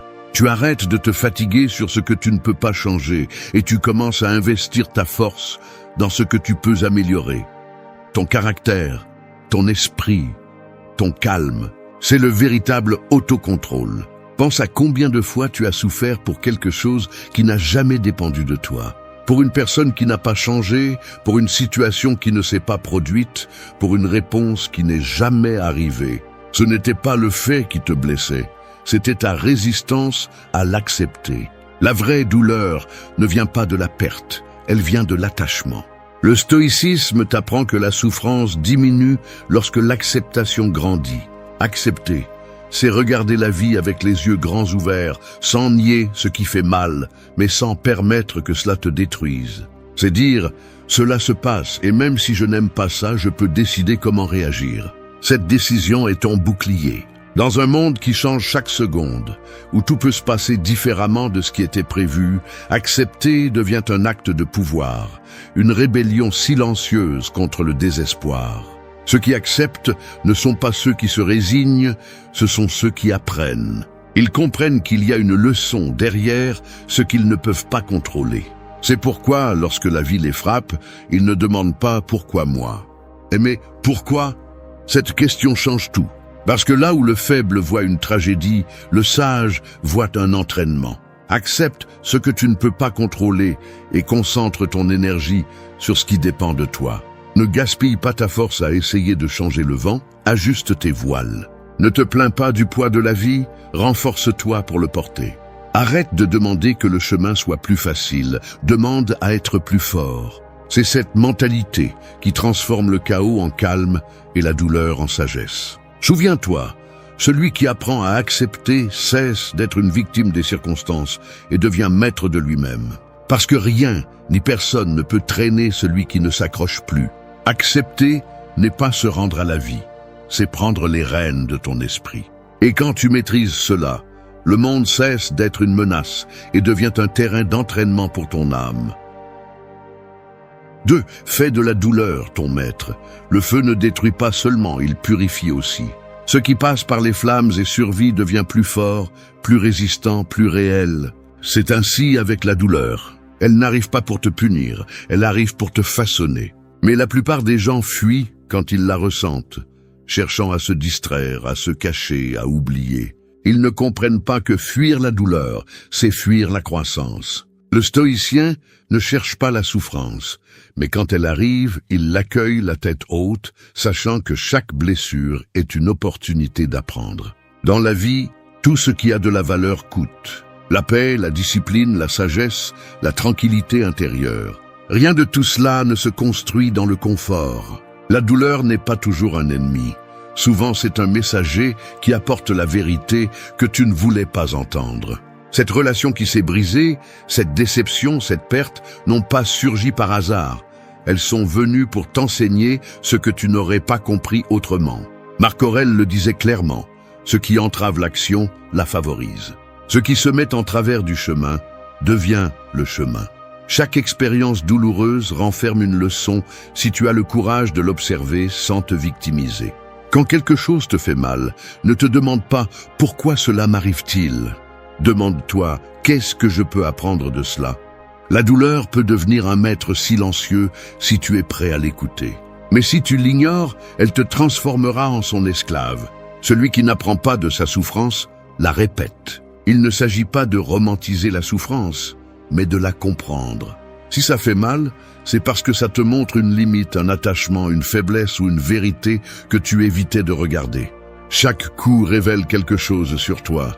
La douleur est comme un miroir brisé. Ça fait mal de le regarder, mais il reflète avec précision qui tu es vraiment. Ce que tu fais au milieu de cet inconfort définit ta force. Le stoïcien transforme la douleur en énergie. Au lieu de se plaindre, il observe. Au lieu de résister, il apprend. Au lieu de se rendre, il agit. Ainsi, la douleur cesse d'être une punition et devient un champ d'entraînement pour l'âme. Épictète l'enseignait avec dureté. Ne cherche pas à ce que ce qui arrive comme tu le veux. Souhaite que cela arrive comme cela arrive et ta vie coulera sereinement. Cette acceptation active n'est pas de la passivité, c'est de la sagesse. Pense aux moments les plus difficiles de ta vie. Peut-être ont-ils été ceux qui t'ont le plus appris. Le jour où tu as perdu quelque chose que tu croyais indispensable et que tu as découvert que tu pouvais continuer. Le moment où quelqu'un t'a trahi et tu as appris à avoir plus confiance en toi.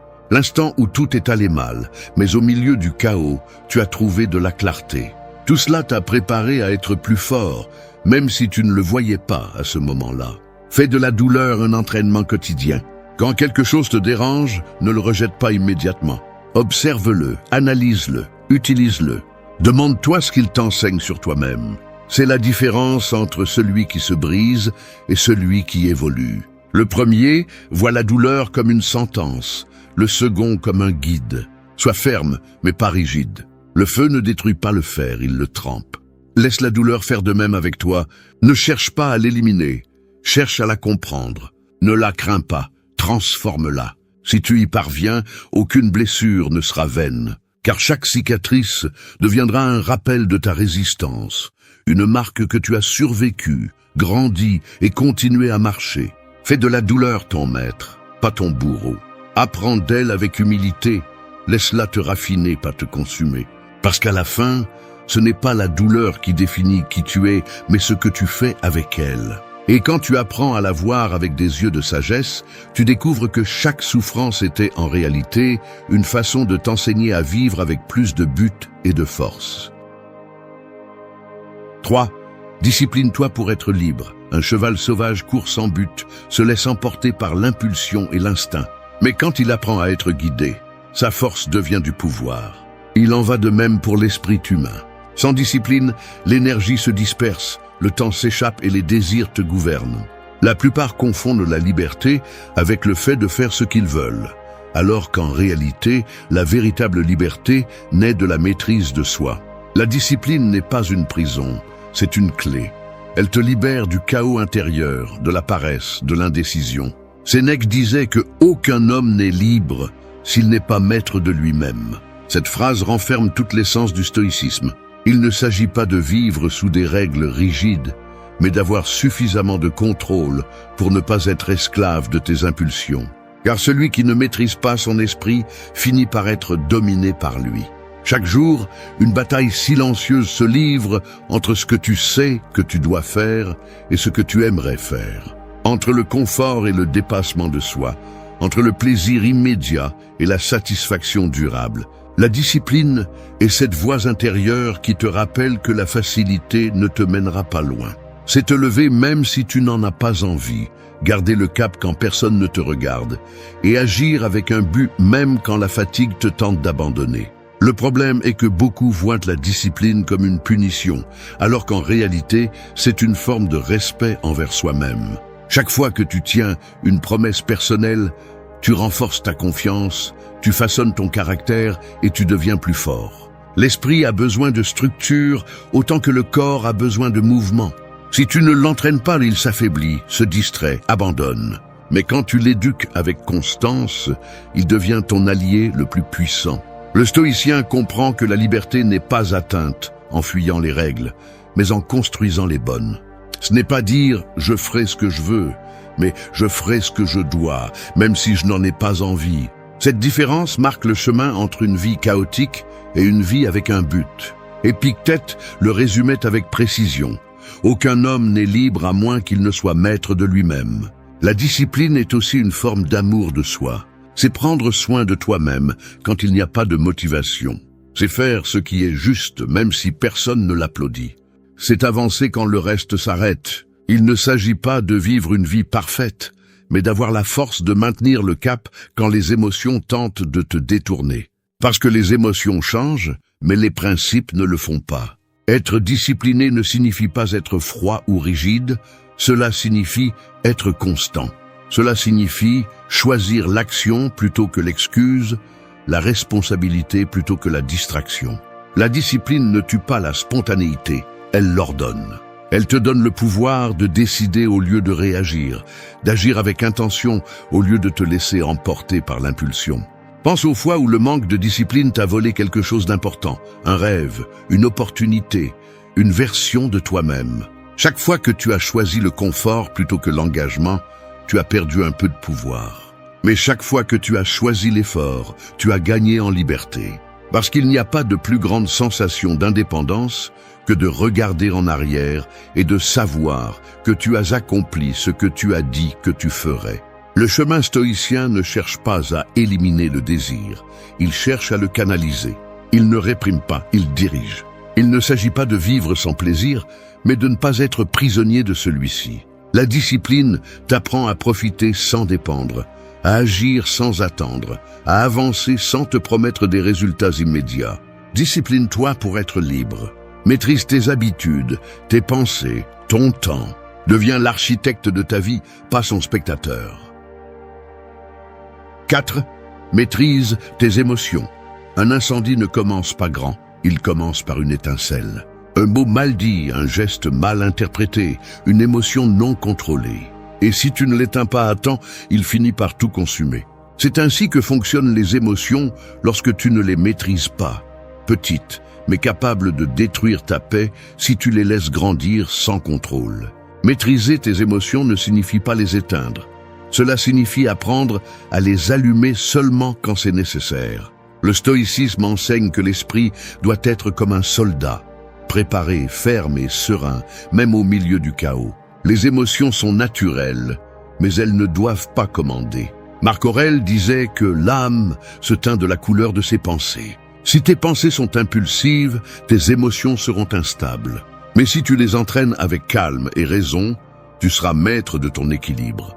Il ne s'agit pas de réprimer ce que tu ressens, mais de le diriger avec sagesse. Le problème n'est pas de ressentir de la colère, de la tristesse ou de la peur. Le problème est de les laisser te dominer. Quand tu réagis sans réfléchir, tu donnes le contrôle de ta vie à l'instant, à l'autre, à la situation. Et c'est ce que le stoïcien évite, être esclave de l'instant. La personne forte n'est pas celle qui ne ressent rien, mais celle qui ressent sans perdre le cap.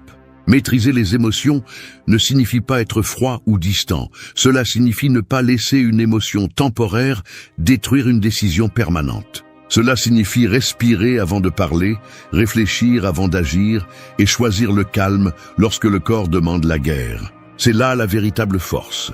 Rester en silence pendant que ton intérieur brûle, mais sans laisser le feu se propager au-delà de ton esprit. La plupart des problèmes personnels naissent de réactions impulsives. Un message que tu n'aurais pas dû envoyer, un mot que tu n'aurais pas dû dire, une action que tu as prise simplement parce que ton orgueil t'a poussé. Ensuite vient le regret, la culpabilité, le cycle d'émotions qui te dominent à nouveau. Mais quand tu apprends à t'arrêter, à observer sans répondre, tu te rends compte que tu as du pouvoir. Parce qu'il n'y a pas de plus grand contrôle que celui que tu exerces sur toi-même. Les stoïciens pratiquaient la visualisation négative. Ils imaginaient le pire pour être préparés et ne pas être dominés par la peur. Si tu pouvais penser à la perte sans te briser, tu étais prêt à affronter la réalité avec calme. Cette pratique n'était pas du pessimisme. C'était de la force émotionnelle. Quand tu sais que tout peut arriver et que tu choisis quand même de rester serein, rien ne peut te sortir de ton centre. Chaque émotion a son message. La colère révèle une injustice. La peur te montre tes limites. La tristesse t'enseigne l'attachement. Mais tu ne dois pas vivre sous leur gouverne. Écoute-les, comprends ce qu'elles veulent te dire et agis ensuite en conscience. Parce que le sage n'ignore pas ses émotions, il les traduit en décisions intelligentes. Pense à la dernière fois que tu t'es laissé emporter par la colère. Qu'as-tu vraiment gagné? Tu as probablement juste perdu de l'énergie, du temps et de la clarté. Mais quand tu choisis de rester calme, même lorsque l'environnement te provoque, tu gagnes quelque chose que personne ne peut te prendre, la maîtrise intérieure. Ce calme est du pouvoir. C'est la différence entre réagir comme tout le monde ou répondre comme quelques-uns. Maîtriser les émotions est un entraînement constant. Cela ne se produit pas du jour au lendemain. Cela se construit à chaque instant où tu choisis de penser avant de ressentir. Le calme n'est pas l'absence d'émotion, c'est le contrôle conscient de celle-ci. Et cette compétence te rend imperturbable, quelqu'un qui ne peut être manipulé ni renversé par le chaos extérieur. 5. Vis le présent avec conscience. L'horloge ne s'arrête jamais, mais l'esprit si. Il reste coincé dans ce qui est déjà passé ou s'avance sur ce qui n'existe pas encore. C'est comme un voyageur qui marche en regardant en arrière ou qui court sans direction. C'est ainsi que la plupart d'entre nous vivent, absents du moment présent. Et pendant ce temps, le présent, le seul moment réel que nous avons, nous échappe entre les doigts. La pleine conscience n'est pas un luxe spirituel, c'est une nécessité pour celui qui souhaite vivre avec un but. Le stoïcisme enseigne que seul le présent est à nous. Le passé ne peut plus être touché et l'avenir n'a pas encore de forme. Pourtant, l'être humain passe la majeure partie de sa vie à regretter ce qui a été ou à craindre ce qui pourrait être. Sénèque a écrit que nous souffrons plus dans notre imagination que dans la réalité. Et c'est vrai. L'esprit incontrôlé fabrique des douleurs qui n'existent pas encore et ravive des blessures qui auraient déjà dû guérir. Vivre avec conscience, c'est arrêter cette fuite d'énergie. C'est être dans ce que tu fais sans te diviser entre les souvenirs et les attentes. C'est manger et vraiment savourer, marcher et vraiment sentir le sol, parler et vraiment t'écouter. Cela semble simple, mais cela demande de la pratique. Parce que ton esprit est entraîné à fuir le présent. Il cherche toujours quelque chose de plus. La distraction, la comparaison, la promesse que l'avenir sera meilleur. Mais si tu n'apprends pas à être présent, quand ce futur arrivera, tu ne sauras pas non plus en profiter. Marc Aurèle le savait bien. Au milieu des guerres, des devoirs et des responsabilités, il a écrit que nous devons limiter notre attention au moment présent. Pas à demain, pas à ce qui s'est passé, mais à ce qui est devant nous. Le présent n'est pas toujours agréable, mais il est toujours réel. Et le réel est la seule chose que tu peux transformer. Quand tu es présent, tu prends le contrôle du seul terrain où tu peux agir. Vivre avec conscience ne signifie pas nier le passé, ni ignorer l'avenir. Cela signifie ne pas vivre asservi par eux. Tu peux te souvenir, mais sans rester là. Tu peux planifier, mais sans oublier que la seule chose qui existe est le présent. Tout pouvoir, toute tranquillité, toute clarté naissent de l'attention portée au moment présent. Parce que lorsque ton esprit est ici, le bruit du monde s'éteint et tu découvres une force que tu ne voyais pas auparavant. Beaucoup de gens vivent avec l'esprit divisé, faisant une chose tout en pensant à une autre. Ils travaillent en souhaitant se reposer. Ils se reposent en ressentant de la culpabilité. Ils aiment en craignant de perdre. Ainsi, ils ne trouvent jamais la paix. Le stoïcisme propose quelque chose de radicalement différent. Être totalement dans ce que tu fais. Si tu travailles, travaille. Si tu te reposes, repose-toi. Si tu aimes, aime. La sérénité naît de la cohérence entre la pensée et l'action. Être présent te permet également de mieux gérer tes émotions. Quand tu es conscient, tu vois venir la colère avant qu'elle n'éclate, la peur avant qu'elle ne te paralyse, la tristesse avant qu'elle ne te consume. La conscience n'élimine pas les sentiments, elle les éclaire. Et quand quelque chose est éclairé, il cesse d'avoir autant de pouvoir sur toi. Vivre le présent ne signifie pas oublier tes objectifs, mais les construire à partir de l'attention quotidienne. Chaque pas compte. Chaque jour où tu choisis d'être ici et non dans tes pensées, tu deviens plus fort, plus réel. Parce que l'esprit qui vit dans le passé souffre, celui qui vit dans l'avenir craint, mais celui qui vit dans le présent agit. Apprends à habiter ton moment. Observe sans juger, agis sans distraction, ressens sans attachement. Tu n'as pas besoin de plus de temps, tu as besoin de plus de présence. Chaque jour contient tout ce dont tu as besoin pour avancer, mais seulement si tu es éveillé pour le voir. Comme le disait Épictète, personne ne peut te voler le présent. 6. Pratique la vertu chaque jour. Un arbre ne pousse pas du jour au lendemain.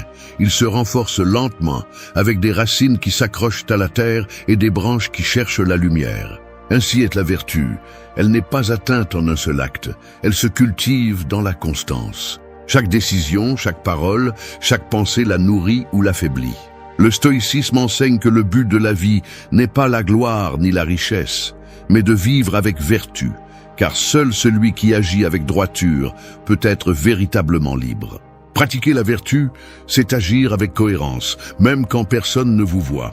C'est choisir ce qui est juste plutôt que ce qui est pratique, la vérité plutôt que le confort, le calme plutôt que la réaction. Sénèque disait que celui qui fait le bien par devoir vit en harmonie avec lui-même. Et cette harmonie est la plus grande récompense que l'âme puisse recevoir. Il ne s'agit pas d'être parfait, mais d'être conscient de chaque choix. Car chaque fois que vous décidez d'agir avec vertu, vous vous rapprochez un peu plus de votre meilleure version. Le monde actuel promeut le contraire. Il nous apprend à agir par intérêt, par apparence ou par peur d'être jugé. Mais le stoïcien ne cherche l'approbation de personne. Il cherche la paix intérieure qui naît de savoir qu'il a agi avec intégrité. C'est la différence entre celui qui vit en poursuivant la reconnaissance et celui qui vit avec un but. La vertu n'a pas besoin d'applaudissements, elle se soutient seule. Pratiquer la vertu n'est pas un acte isolé, c'est un mode de vie. Cela implique la justice dans le traitement des autres, la sagesse dans la prise de décision, le courage de rester ferme face à l'adversité et la tempérance pour ne pas se laisser emporter par les désirs ou les impulsions. Ces 4 piliers, sagesse, justice, courage et tempérance, sont la base de toute force intérieure. Sans eux, le caractère se brise à la première difficulté. Le stoïcisme ne vous demande pas d'être un saint, il vous demande d'être conscient, de ne pas agir par impulsion, mais par conviction, de ne pas suivre le courant, mais votre propre jugement, de ne pas dire ce que les autres veulent entendre, mais ce que vous savez être vrai. Pratiquer la vertu n'est pas facile, mais c'est le seul chemin qui ne trahit pas. Car quand tout autour de vous s'effondre, seul le caractère reste ferme. Chaque jour vous offre des centaines d'opportunités de pratiquer la vertu. Lorsque vous choisissez d'écouter plutôt que de discuter, lorsque vous décidez de vous taire plutôt que d'humilier, lorsque vous aidez sans rien attendre en retour. Ce sont ces petits gestes qui construisent la grandeur. Vous n'avez pas besoin d'une scène pour prouver votre valeur. Il suffit d'agir correctement quand personne ne vous observe. Marc Aurèle répétait que l'objectif de l'être humain est de vivre en accord avec la nature. Et la nature humaine est rationnelle, juste et noble. Lorsque vous vivez en vertu, vous êtes en harmonie avec votre essence. Vous n'avez pas besoin de décorations extérieures ni d'approbation étrangère, car la véritable satisfaction vient de la cohérence entre ce que vous pensez, ressentez et faites. Pratiquer la vertu signifie aussi vous pardonner lorsque vous échouez et réessayez. Personne n'est sage tout le temps, mais chaque erreur peut devenir une leçon si vous l'affrontez avec humilité. Le stoïcien ne se punit pas pour être tombé, il se relève avec plus de conscience. La vertu n'exige pas la perfection, elle exige l'engagement. Être vertueux n'est pas un acte de faiblesse, c'est un acte de force. Cela nécessite la maîtrise de soi, la clarté face aux doutes et la fermeté face à la tentation. C'est choisir le bien quand personne ne vous y oblige, c'est rester droit, même si le monde s'incline. Celui qui pratique la vertu n'a rien à prouver, car sa vie parle pour lui. Pratiquez la vertu chaque jour comme celui qui arrose un arbre. Avec patience, constance et amour pour la croissance. 7. transforme l'échec en force. Un miroir brisé ne perd pas son reflet, il le multiplie simplement en fragments. Il en va de même pour les personnes lorsqu'elles échouent. Elles ne se brisent pas complètement. Elles se divisent simplement en parties qui doivent être réunies avec plus de conscience, plus de maturité et plus de clarté. L'échec n'est pas la fin du chemin. C'est le feu où est testée votre véritable résistance. Le stoïcisme enseigne que l'important n'est pas ce que vous perdez, mais ce que vous décidez d'apprendre de cela. La plupart des gens craignent l'échec comme s'il s'agissait d'une sentence, alors qu'en réalité, c'est un maître sévère, mais juste. Il n'y a pas de croissance sans faux pas, ni de succès sans erreur. L'échec révèle qui vous êtes sans masque. Il vous oblige à vous voir tel que vous êtes, sans excuses, sans illusions. Sénèque disait que l'homme sage se renforce avec les coups du destin, comme le feu est attisé par le vent. Et c'est ce que fait l'esprit stoïcien. Il transforme chaque chute en un élan vers quelque chose de plus grand. Échouer n'est pas perdre, c'est découvrir une façon qui n'a pas fonctionné. C'est une opportunité d'ajuster votre cap, de nettoyer ce qui est superflu et de vous concentrer sur l'essentiel. Le problème n'est pas de tomber, mais de rester en bas en blâmant le monde. Le stoïcien ne se demande pas « pourquoi moi ?», il se demande « que puis-je faire avec cela ?» Cette différence de mentalité le distingue du reste. Parce que pendant que certains se lamentent, lui s'entraîne. Pendant que certains abandonnent, lui se renforce. L'échec, si vous le regardez calmement, est l'une des expériences les plus honnêtes qui existent. Il ne ment pas, il n'embellit pas, il ne flatte pas. Il vous montre vos limites, votre manque de préparation, votre excès de confiance. Mais il vous montre aussi votre potentiel, votre capacité de résistance, votre véritable valeur. Il ne vous détruit pas, il vous dénude. Et dans cet état de vulnérabilité, vous avez deux options, rester à vous lamenter sur ce que vous avez perdu ou vous relever pour vous reconstruire mieux. Marc Aurèle a écrit que ce qui arrive, arrive par nécessité. Si ce à quoi vous faites face ne dépendait pas de vous, il n'y a pas de sens à résister. Si cela dépendait de vous, alors l'échec vous enseigne comment faire mieux la prochaine fois. Il n'y a pas de défaite chez celui qui apprend. Chaque erreur commise avec humilité devient un outil pour l'avenir. Chaque fois que vous échouez et choisissez de continuer, votre caractère se durcit comme le fer sous le marteau. Le stoïcien ne cherche pas une vie sans échec, il cherche un esprit qui ne se brise pas face à eux. Il sait que tout processus nécessite des chutes, que toute transformation implique de la douleur. Mais cette douleur n'est pas un ennemi, c'est la preuve que vous changez. Les personnes qui grandissent le plus ne sont pas celles qui gagnent toujours, mais celles qui apprennent à gagner même lorsqu'elles perdent. Transformer l'échec en force nécessite du courage. Cela signifie ne pas cacher vos erreurs, mais les affronter avec dignité. Cela signifie ne pas rester coincé dans la culpabilité, mais passer à l'action. Lorsque l'échec arrive, l'esprit faible abandonne, l'esprit commun se justifie et l'esprit fort analyse, apprend et avance. Ce dernier est l'esprit stoïcien. Chaque fois que vous échouez, rappelez-vous ceci. L'échec ne vous définit pas, il vous polit. Si vous apprenez de lui, il vous transforme en quelqu'un de plus sage. Si vous l'évitez, il vous maintient tel que vous êtes. Il n'y a pas d'erreur plus grande que de craindre l'erreur. Tout progrès humain, des philosophes aux inventeurs, a été construit sur des tentatives ratées. La clé est de ne pas abandonner, d'utiliser chaque chute comme carburant pour continuer à avancer. Transformez l'échec en force, et chaque défaite fera partie de votre entraînement. Ne effacez pas vos cicatrices, portez-les comme des rappels de ce que vous avez surmonté. L'échec ne détruit pas celui qui se relève avec humilité, il le renforce. 8. Sois fidèle à ton essence. Le diamant ne brille pas parce qu'il veut être admiré. Il brille parce qu'il ne peut pas être autre chose. Sa valeur ne dépend pas de qui le regarde, mais de ce qu'il est. Il en va de même pour les personnes. Lorsqu'elles cessent d'essayer de s'intégrer et se permettent d'être authentiques, leur force intérieure se libère. Être fidèle à ton essence, c'est te rappeler qui tu es lorsque le bruit du monde essaie de te confondre. C'est rester intègre, même si tout le monde change de cap. La société te pousse à imiter, à suivre des tendances, à te modeler pour plaire.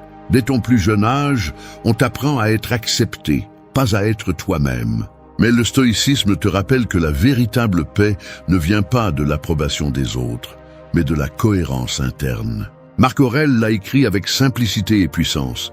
La tranquillité intérieure vient de l'action en harmonie avec ta nature. Cela signifie ne pas te trahir pour t'intégrer, ne pas taire ce que tu penses juste pour plaire, ne pas déguiser tes principes par peur de te démarquer. Être fidèle à ton essence, ce n'est pas te rebeller contre tout, c'est maintenir ta vérité au milieu de tout. Tu n'as pas besoin de hausser la voix pour être ferme, ni d'expliquer ton chemin pour le justifier.